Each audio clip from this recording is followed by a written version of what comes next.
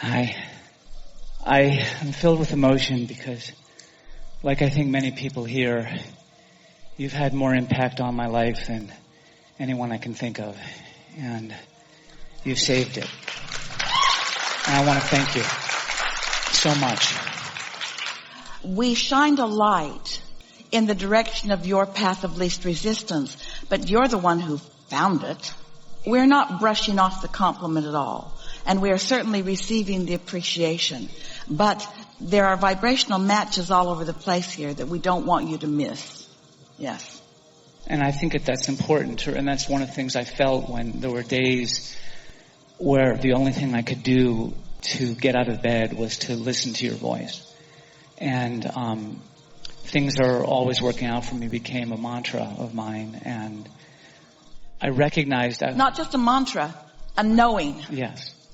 Mantra, words, lip service. Knowing something else. Yes. And being here and seeing and being in this community that has built around this vibration is an island, using a reference to an answer you gave earlier, that I feel like I belong in more than I ever have in my life. Yeah. Matching feels good. Yeah. It's also always the quest, and it's also always available. In other words, there's never a lack of matching that's serious. Yeah. Even in a moment when it doesn't feel like you're matching up, there's still nothing serious going on because you can match up. We're expressing our unconditional presence.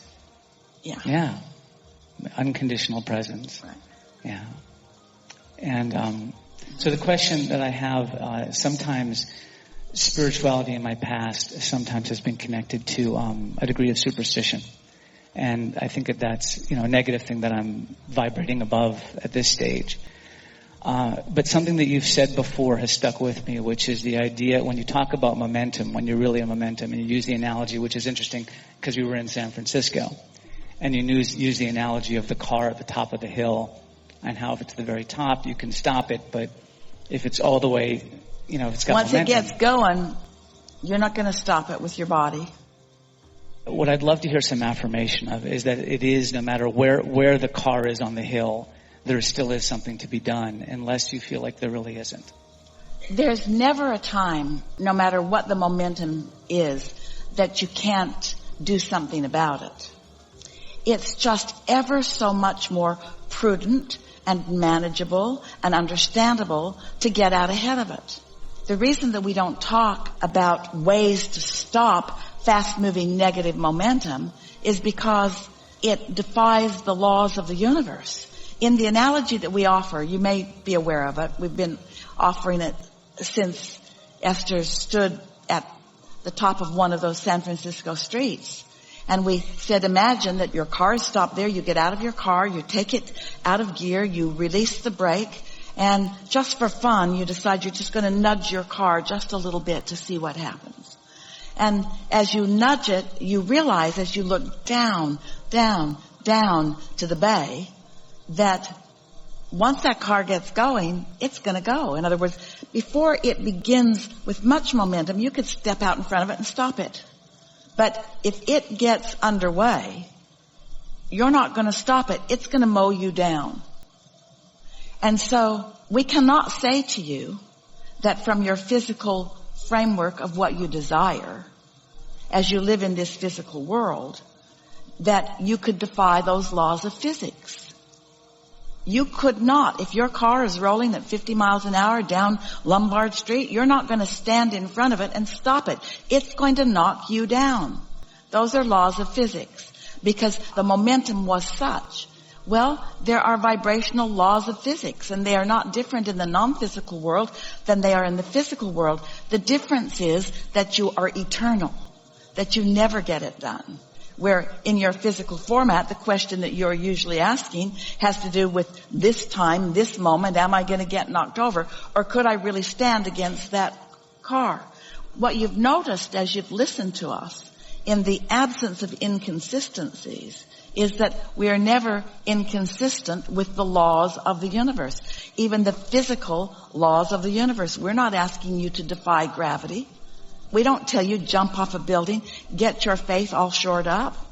We don't tell you when you find that car off at the side of the road that's on fire to stop and meditate with them. We encourage you to get the fire extinguisher out. And so what exactly is it that you're asking of us? What I'm asking is, I feel as though I have some momentum of this. When I first began my career as a writer, I believed I could do anything, and I did. And I set records in Hollywood, and I had anything I wanted to do happened. And then as my career has advanced and I've come closer to... Before you go further, we want to clarify something. Yes. Your desires and expectations lined up. Right. My desires, and I think that reality, or the what is, infected my process, or I allowed it to infect my process to the point where I have 11 times come within a hair's breadth of having a series ordered and, $100 million budgets aligned, and everything was lined up, and it hasn't happened, and I've started to believe that that's my story now. Or that the what is has... Rather than talk about the details of your experience, which has a certain trending to it that isn't serving you. Right.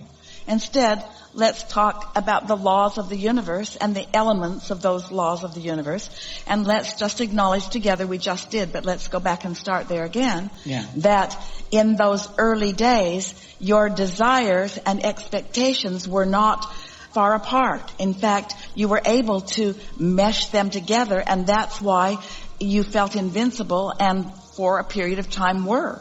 Because there was no separation between your desire and your expectation, or your desire and your beliefs. You were trending in the direction of your desire. Or better said, more accurately said, the trending of your desire was so dominant, nothing else played a factor in the process. Exactly. All right, so now you watch what you want to call the real world, and you learn how the sausage is made, and you get too smart for your own good, and you practice and adopt limitations that aren't your own. They're limitations that others have experienced, that others are regurgitating, so you begin believing that in a stronger way. So those beliefs got disproportionately stronger while your desire got disproportionately weaker. Right, right. And that's the momentum that I'm concerned about, and that's the momentum I want to be able to stand. But understanding the laws of the universe and keeping yourself, just for sake of this conversation, separate from the reality of what happened or what is happening, and just focusing upon the laws, could you not say, at one time I wanted and I believed the same, and then I wanted and believed in opposition, but I could easily go back to wanting and believing the same. It's just a choice. It's not like there is a reality that compels you to think that way. All there was a loud boom that caused you to focus over there, but you didn't need to. You have the discipline to stay focused in the direction of your desire. I do, and I believe that. I feel as though I feel as there's some conflict though with that metaphor of because I feel like I'm halfway down the hill and the car's coming down, and so for me to turn it around, just get out of the car.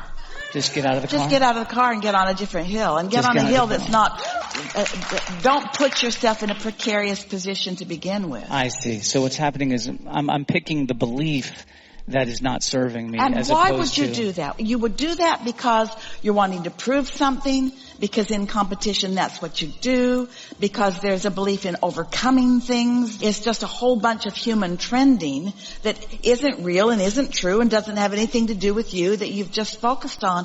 Writers do that. In other words, that's one of the things about being in the business of writing, is that you want to be relatable. And if you're going to be relatable, you have to be believable. And if you're going to be believable, then you have to know what the world is like, and you have to describe it in ways that other people can understand it. And what you liked about us, you told us this when you first sat down here, what you liked about us is we talk different. We're not like the rest of the world. We're not asking you to overcome things. We're just asking you to focus differently. And I think my answer to your question, why would I do that, isn't that I seek to be relatable. The actual honest answer is because you weren't my mother. You know, it's worthiness. It's a sense of worthiness and this feeling like I had to perform as a child in order to be loved. I had to do things to be loved. I know. I don't think that makes me unique. We've been talking about that all the days that we've been together so far. These are the words we say. Most people are offering most of their vibration in response to what they are observing. And most mothers don't know this, don't remember this. In their heart they do, at their core they do. But that's why we're teaching unconditional alignment, not conditional alignment. Because in the slightest bit of conditional alignment, there's always going to be someone who can show you something that sounds believable enough that you're going to put an unnecessary bump on your path. It's all right. Well, this feels like being in the presence of infinite wisdom as you have described and as you present. Feels like being in connection with your own inner being is what it feels like.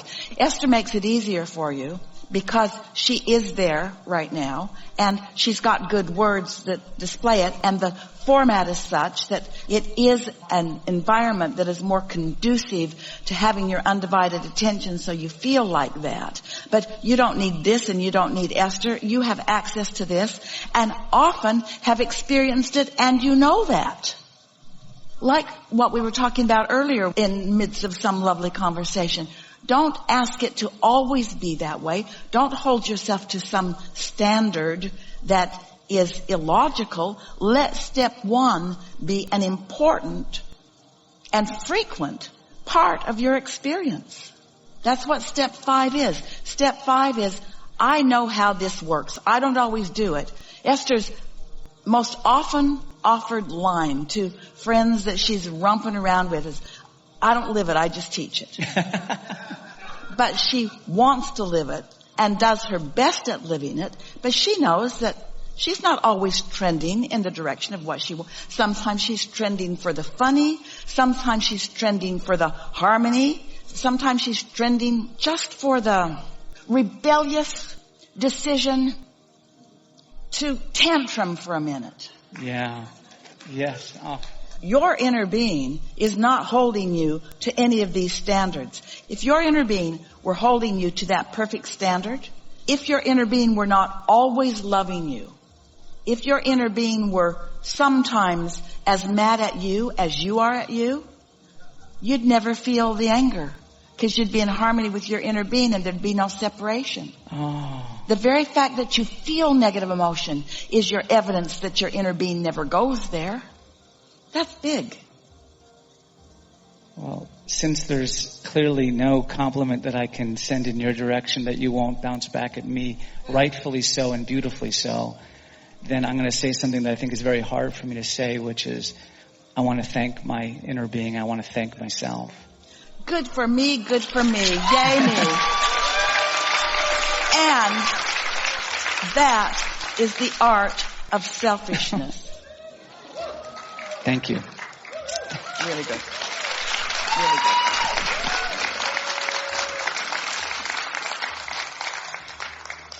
good. It's this simple. Your vortex is full of stuff you've asked for. You feel good. It'll come in perfect timing. Sometimes it'll be an idea. Sometimes it will be an impulse to act. Sometimes it will be somebody else saying something. Sometimes you get hanging around. Esther's been running around with Tracy, her daughter, and Jeannie, her sister, and Becky, her sister. And it's uncanny how often they say the thing that she is looking for. Or a stranger in Home Depot. In other words, your cooperative components are everywhere all around you. You don't need to be the single-handed mighty creator of your own reality. The grid's filling in with so much help if you'll just chill and let it come. But in your determination to get it right, in your determination to be good, in your determination to dot every I and cross every T, in your determination, and this is the big one, in your determination to find approval from those onlookers who are viewing you,